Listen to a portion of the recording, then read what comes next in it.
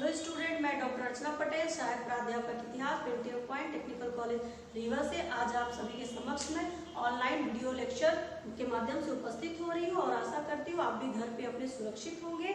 ठीक है, तो बच्चों आज का जो हमारा टॉपिक है अकबर की धार्मिक नीति को लेकर है। ठीक है, आज हम अकबर की धार्मिक नीति के बारे में पढ़ेंगे, किस तरह से अकबर को हम अगर महान मानते तो क्यों मानते, कौन सी उसकी ऐसी धार्मिक नीति थी, क्योंकि औरंगजेब भी तो था, औरंगजेब को क्यों नहीं हम महान मानते, अकबर औरंगजेब ने भी तो धार्मिक नीति को अपनाया था, लेकिन यहाँ पर अकबर को ही हम क्यों महान मानते हैं। ठीक है, तो हम आपकी जानकारी के लिए बता दें कि चूंकि अकबर से पहले हम थोड़ा सा आपको बाबर और हुमायूं के बारे में बता दें। बाबर जब समरकंद पे अपना अधिकार करना चाहता तो उसने वहां जाकर क्या किया, उसने सिया रीति को ही अपनाया, सिया नीति को, क्योंकि वहां सिया धर्म था, ठीक है, सिया संप्रदाय था, तो उसने भी क्या किया, सिया नीति का ही अनुसरण किया। हुमायूं निर्वासन के समय हमने आपको बताया था कि जब शेरशाह सूरी आता है और उसने क्या किया, हुमायूं को उसके राज्य से बाहर कर दिया, तो वो कहाँ पहुंच जाता है, फारस। ठीक है, अब फारस पहुंचने के बाद जो है तो वहां क्या था, वहां भी उसको सिया संप्रदाय से जुड़ना पड़ा, सिया लोग ही वहां रहते थे।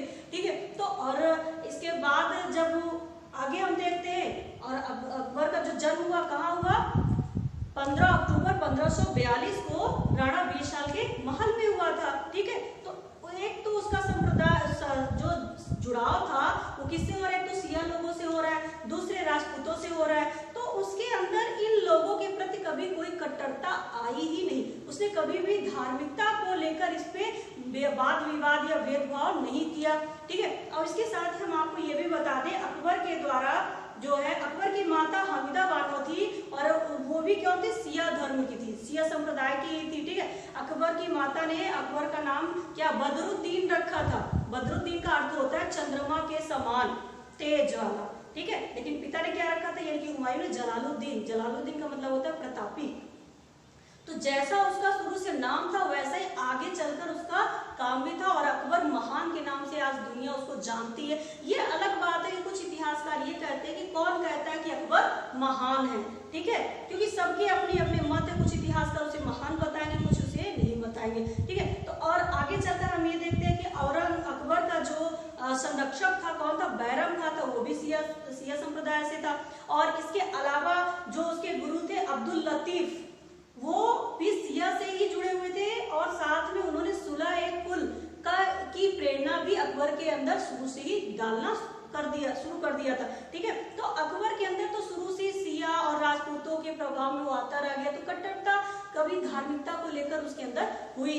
अब हम बात करते हैं अकबर की धार्मिक नीति की, अकबर ने ऐसी कौन सी धार्मिक नीति अपनाई जिसके कारण जो है तो उसको अकबर महान की संज्ञा दी गई या श्रेणी में रखा गया, ऐसी कौन सी चीजें थी। ठीक है, तो हम सबसे मेन पॉइंट पे आ जाते हैं अकबर की धार्मिक नीति के अंतर्गत। तो अकबर की जो धार्मिक नीति थी, सबसे पहले क्या था, दास प्रथा।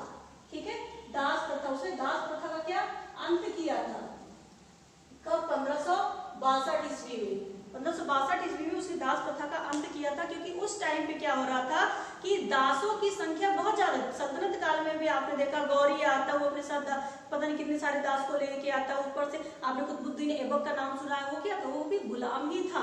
ठीक है, और हाँ ये अलग चीज है कि फिरोज शाह तुगलक के टाइम पे दास प्रथा पे रोक लगाएगी कि अब दास इतनी भारी मात्रा में नहीं होने चाहिए या उनको जबरन नहीं बेचा जाना चाहिए, सारी चीजें। ठीक है, क्योंकि पहले क्या था कि अगर आप युद्ध कर रहे हो, जो भी लोग मिल रहे हैं उनको सबको आप दास बना लो। ठीक है, तो अकबर के द्वारा इस प्रथा पे अंत किया जाए, इस प्रथा पे रोक लगा दी, यानी कि 1562 ईस्वी में उसने दास प्रथा का अंत कर दिया। फिर आगे चल के हम बात करते हैं हरमदल से मुक्ति। हरमदल से मुक्ति, हरमदल में कौन रहता था, रानियां निवास करती थी।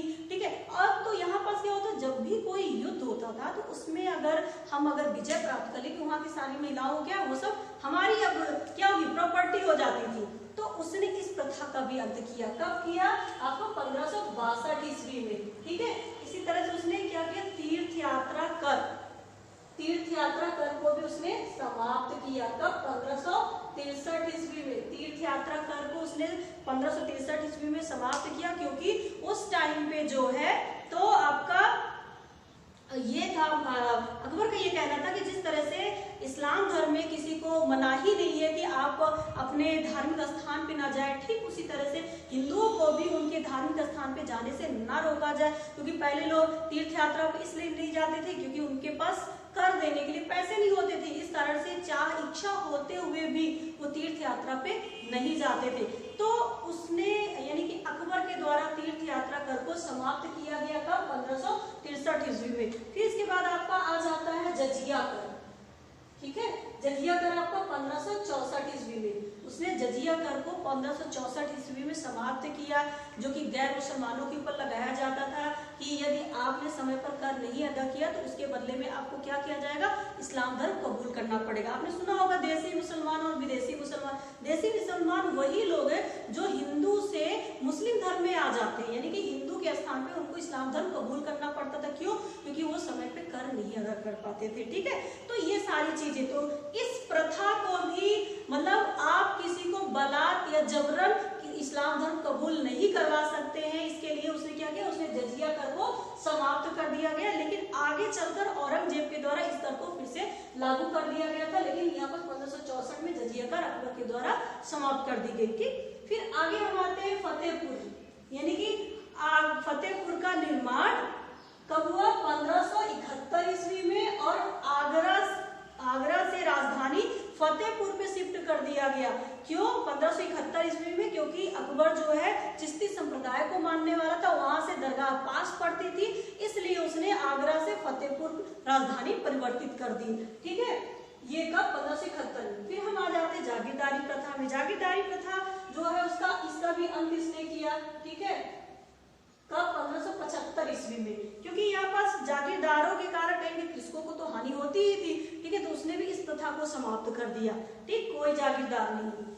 कब? 1575। फिर इबादत खाने की स्थापना 1575 ईस्वी में, अकबर के द्वारा इबादत खाने की स्थापना की गई 1575 ईस्वी में, क्योंकि इबादत खाना नाम से स्पष्ट, इबादत करना, अल्लाह की इबादत यानी कि स्मरण करना, नेकी को करना, सारी चीजें। तो यहाँ पास अकबर के द्वारा इसमें मौलवी और जो है खलीफाओं को शामिल किया गया, और उनसे कुरान में जो नेकियां दी गई थी उसके बारे में सारी जानकारी इकट्ठा की गई। लेकिन उसमें ये निकला कि ये मौलवी वगैरह जो है तो वो उसमें से अच्छाइयों को नहीं ढूंढे, वो आपस में लड़ पड़े, ये सही है ये गलत है, इसको लेकर वो आपस में भिड़ गए। ये चीज देख के अकबर ने क्या किया? उसने आगे चलकर क्या किया? 1578 ईस्वी में इबादत खाने में अन्य धर्मों के प्रवेश को स्वीकृति दे दी।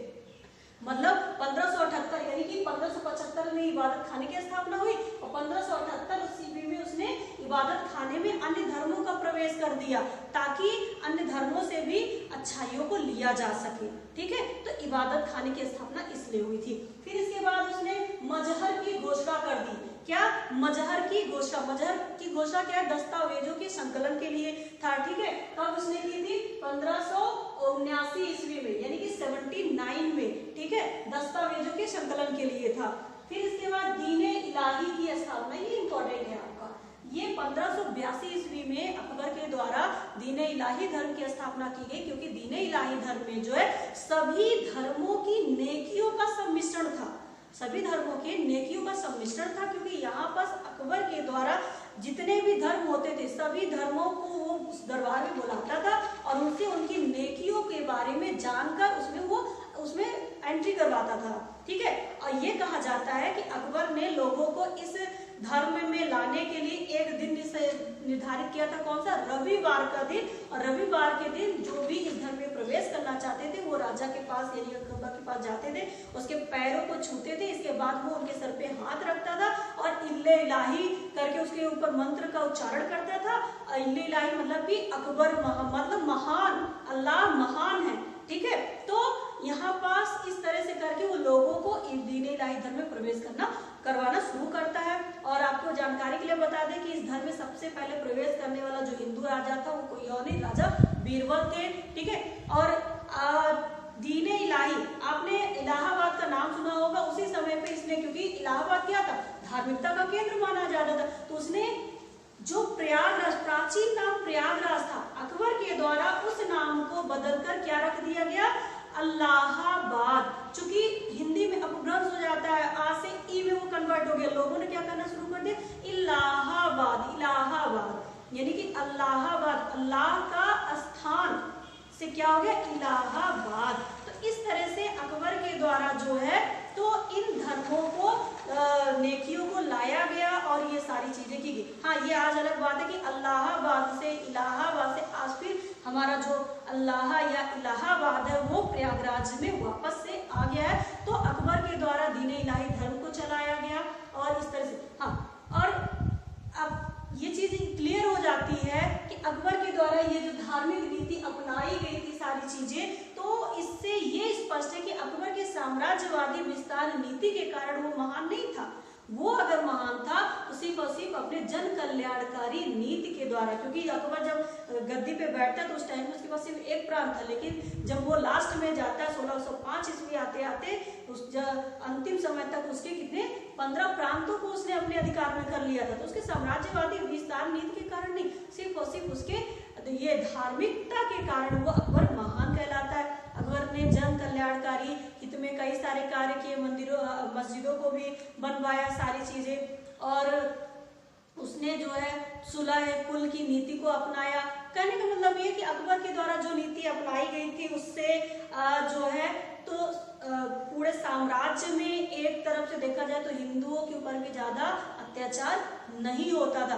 तो बच्चों, अकबर की धार्मिक नीति के बारे में आज हम आपको इतना ही बताते हैं। बाकी की चीजें हम आपको नेक्स्ट टॉपिक को अब हम नेक्स्ट डे यानी कि अगले वीडियो लेक्चर में हम आपके साथ फिर से मिलते हैं। तब तक के लिए हम आपको यही कहेंगे इस सारी चीजों को आप पढ़िए, जो चीजें आपको समझ में, क्योंकि अकबर की जो धार्मिक नीति है वो, क्योंकि देखिए एक चीज और लास्ट में हम आपको बता दें कि अकबर के 9 रत्न थे और 9 रत्नों में हिंदू और मुस्लिम दोनों शामिल थे। जैसे आपके अगर हम बात करें टोडरमल, मान सिंह, भगवान दास, तानसेन, बीरबल, ये सब क्या हिंदू थे, ठीक है, फिर भी 9 रत्नों में थे, ठीक है। अबुल फजल फैजी, मुल्ला दो प्याजा, अब्दुल रहीम खान खाना, ये उसके 9 रत्नों में से शामिल थे। लेकिन इसमें हिंदुओं भी थे और इस्लाम के लोग भी थे, सभी थे। तो इसलिए हम ये कहते हैं कि अकबर की जो धार्मिक नीति थी वो उसकी महानता का एक कारण है, ठीक है बच्चों। तो इसमें अब जो भी चीजें आपको समझ में नहीं आई होंगी आप हमसे नेक्स्ट क्लास में ग्रुप के माध्यम से आप पूछ लीजिएगा, और अगली क्लास में हम आपको फिर नए टॉपिक के साथ मिलते हैं। तब तक के लिए